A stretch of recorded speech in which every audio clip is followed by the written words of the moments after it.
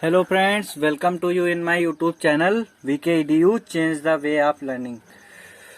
Friends, आज हम लोग क्लास 12th हिंदी पद्य के जो पहला आपका पाठ है पवन दूतिका, अयोध्या सिंह उपाध्याय हरिऔध जी की रचना प्रिय प्रवास से लिया गया है।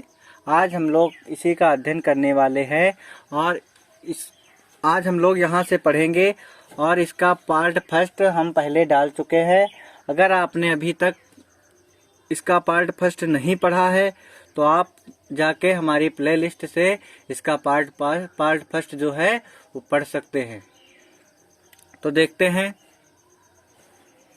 लज्जाशीला पथिक महिला जो कहीं दृष्टि आए, होने देना विकृत वसना तो न तू सुंदरी को।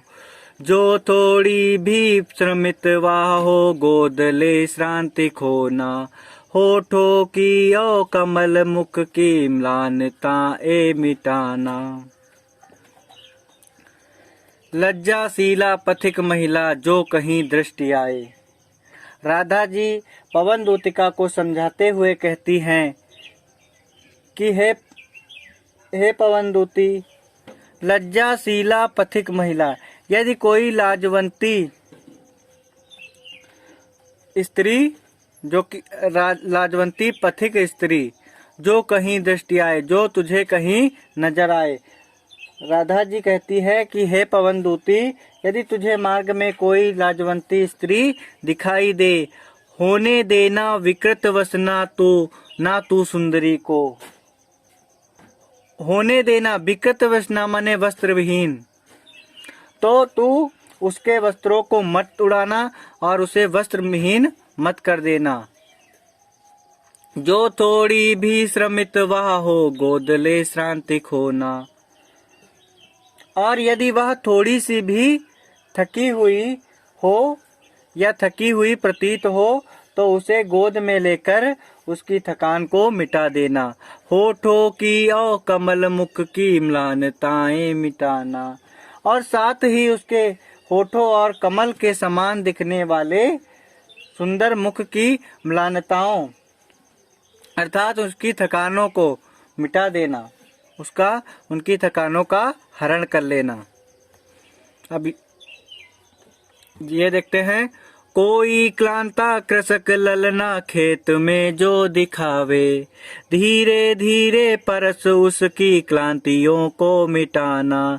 जाता कोई जलद यदि हो व्योम में तो उसे ला, छाया द्वारा सुखित करना तप्त भूतांगना को।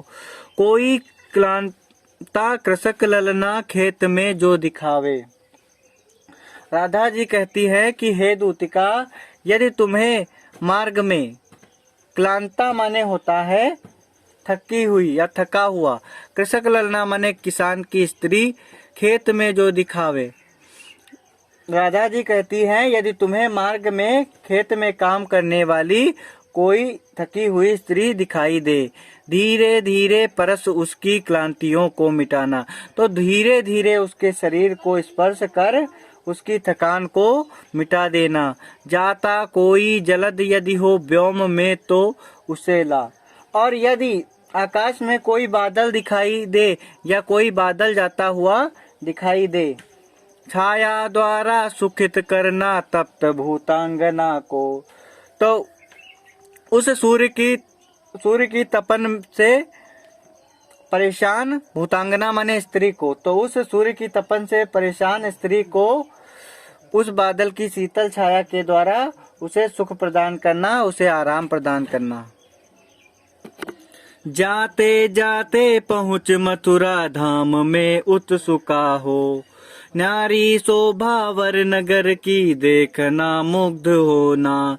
तू होवेगी चकित लख के मेरु से मंदिरों को, आभा वाले कलश जिनके दूसरे अर्क से हैं। जाते जाते पहुँच मथुरा धाम में उत्सुका हो। कृष्ण के पास पवन दूतिका को भेजने के क्रम में राधा जी कहती है कि हे दूतिका, मथुरा की शोभा जो है बहुत ही अद्भुत है। और वहां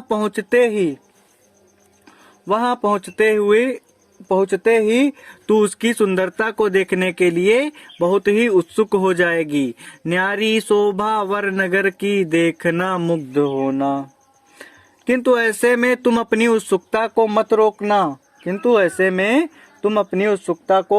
मत रोकना, बल्कि नगरों की सुंदरता और शोभा को देखकर मुग्ध होना। तू होवेगी चकित लख के मेरु से मंदिरों को। तू सुमेर पर्वत के जैसे ऊंचे मंदिरों को देखकर चकित होगी। आभा वाले कलश जिनके दूसरे अर्क से हैं, और जिनकी आभा सूर्य के समान चमकते हुए कलशों से युक्त सुमेरु पर्वत जैसे ऊंचे मंदिरों के जैसे हैं, और उन्हें देखकर तू चकित हो जाएगी। देखे पूजा समय मथुरा मंदिरों मध्य जाना। नाना वाद्यों मधुर स्वर की मुग्धता को बढ़ाना। किमाले के रुचिर तरु के शब्दकारी फलों को धीरे धीरे मधुर रब से मुग्ध हो बजाना। देखे पूजा समय मथुरा मंदिरों मध्य जाना। राधा पवन दूतिका को समझाते हुए कहती है कि जब तुम मथुरा पहुंचोगी, ठीक है, तब जिस समय मथुरा के मंदिरों में पूजा और अर्चना हो रही हो, तो उस समय तुम वहां पर जाना। नाना वाद्यों मधुर स्वर की मधुर मुग्धता को बढ़ाना। तो उस समय वहां पर भिन्न भिन्न प्रकार के वाद्य यंत्र बज रहे होंगे, जिनकी आवाज में तुम अपनी आवाज को मिलाकर उनकी मधुरता को बढ़ा देना। किवा लेके रुचिर तरु के शब्दकारी फलों को। किवा माने अन्यथा या अथवा। लेके रुचिर तरु के शब्दकारी फलों को, अन्यथा अपनी रुचि के किसी वृक्ष के शब्द रूपी फलों के स्वरों को सुनकर। अन्यथा, इस पंक्ति का अर्थ देखते हैं। अन्यथा अपनी रुचि के अनुसार किसी वृक्ष के शब्द रूपी फलों के स्वरों को सुनकर धीरे धीरे मधुर रव से मुग्ध हो बजाना को सुनकर। अन्यथा अपनी रुचि के किसी वृक्ष के शब्द रूपी फल के स्वरों को सुनकर मुग्ध होना और अपने स्वरों से उनके स्वरों का साथ देना।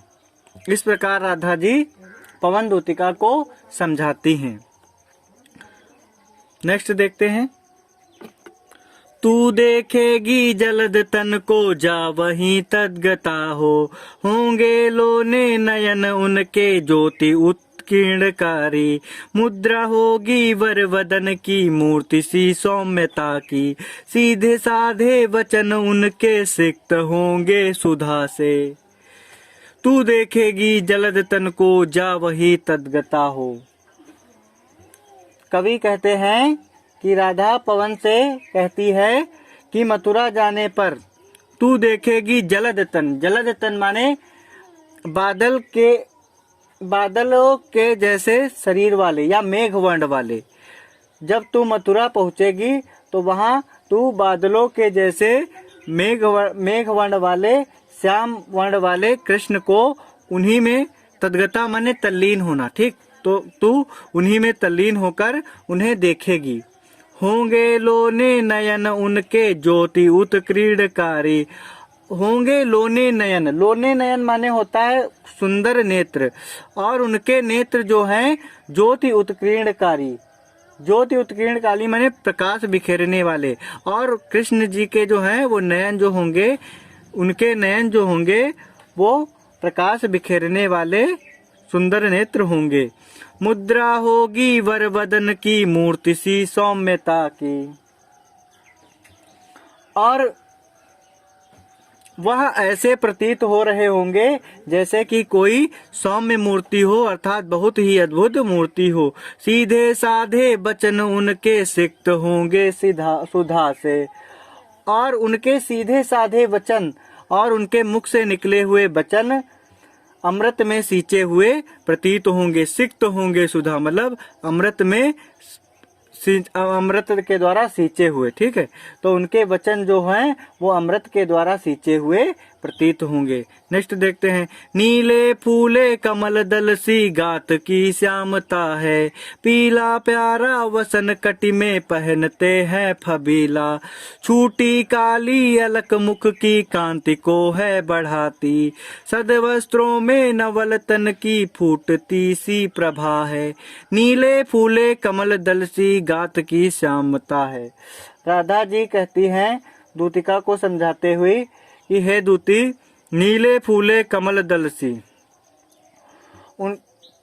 उनका जो शरीर है वो नीले खिले हुए कमल के फूल के समान, गात की श्यामलता है मतलब सदृश्य श्यामला है, ठीक है। तो राधा जी कहती हैं कि हे दूती, उनका शरीर नीले खिले हुए फूलों के समूह कमल के फूल के सदृश सांवला और अत्यंत सुंदर है। पीला प्यारा वसन कटी में पहनते हैं फबीला, पीला प्यारा वसन कटी में, वे कमर पर पीतांबर वस्त्र पहनते हैं या पीले रंग का वस्त्र धारण करते हैं।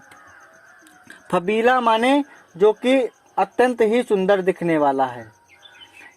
तो वे कमर पर पीतांबर पहनते हैं, पीला वस्त्र पहनते हैं जो कि अत्यंत सुंदर दिखता है। छूटी काली अलक मुख की कांति को है बढ़ाती, और उनके बालों से लटकी हुई एक लट जो उनकी मुख की शोभा को अत्यंत बढ़ाती है, जो कि अति शोभायमान लगती है। सदवस्त्रों में नवल तन की फूटती सी प्रभा है, और उनके इन शुद्ध वस्त्रों से, इनके उन सुंदर वस्त्रों में जो कि कृष्ण धारण किए हुए हैं, उन सुंदर वस्त्रों को धारण किए हुए कृष्ण के सौम्य शरीर से, कृष्ण के सुंदर शरीर से प्रकाश की किरण निकलती है। सदवस्त्रों में नवल तन की फूटती सी प्रभा है, अर्थात सुंदर वस्त्र धारण किए हुए श्री कृष्ण के सुंदर शरीर से, सौम्य शरीर से प्रकाश की किरण निकलती रहती है। तो इस प्रकार राधा जी पवन दूतिका को समझाते हुए उन्हें भेजती हैं। तो आज यहाँ तक ही पढ़ते हैं। तो अगर वीडियो अच्छी लगी हो तो लाइक करें, कमेंट करें और चैनल को सब्सक्राइब करें, जिससे और बेल आइकन भी प्रेस कर ले, जिससे आने वाली वीडियो की नेक्स्ट अपडेट आपको मिलती रहे।